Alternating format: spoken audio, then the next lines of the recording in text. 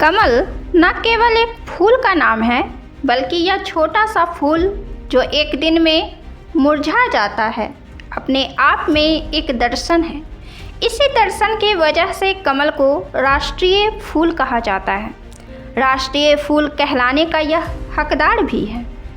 भारतीय संस्कृति की एक खास बात यह है कि यह हर बड़ी और छोटी चीज़ में एक दर्शन ढूंढ लेती है और वह दर्शन जीवन और आत्मा की गहराई तक चली जाती है। कमल की उत्पत्ति ही कीचड़ से होती है, इसकी जड़ें ही कीचड़ में होती है और इसी कीचड़ से कमल अपने जीवन को बरकरार रखने की ऊर्जा हासिल करता है।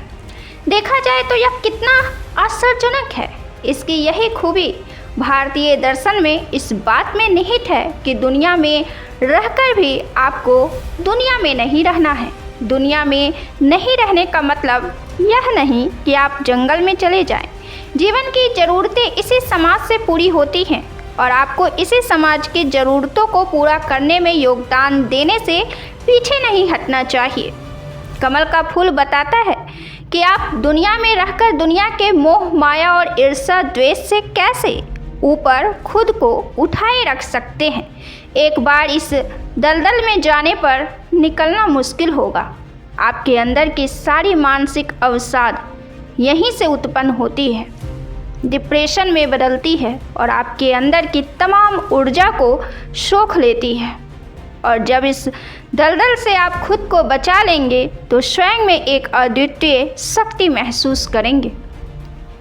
यह भौतिकवादी परिवेश के बीच उदात्त आत्मा का प्रतीक है। यह उस योगी का प्रतिनिधित्व करता है जो सांसारिक वातावरण में रहते हुए भी अपने चारों ओर सुंदरता और आध्यात्मिकता बिखेरता है। यह पानी के सतह के ऊपर उगता है, गंदगी के बीच भी अछूता रहता है और राजसी प्रतीत होता है।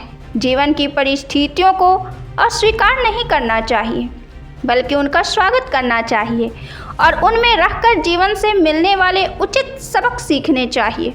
ये अनुभव अपरिहार्य हैं और हम इनका सामना संतुलन के साथ कर सकते हैं। हमें याद रखना चाहिए कि भौतिक भी बहुत महत्वपूर्ण है और सच्ची आध्यात्मिकता का अनुभव तभी होता है जब हम भौतिक और आध्यात्मिकता के बीच संतुलन बनाना सीख लेते हैं।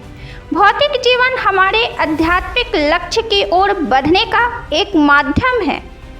भौतिक जीवन हमारे आध्यात्मिक लक्ष्य की ओर बढ़ने का एक माध्यम है। कमल का फूल हमें यही सिखाता है।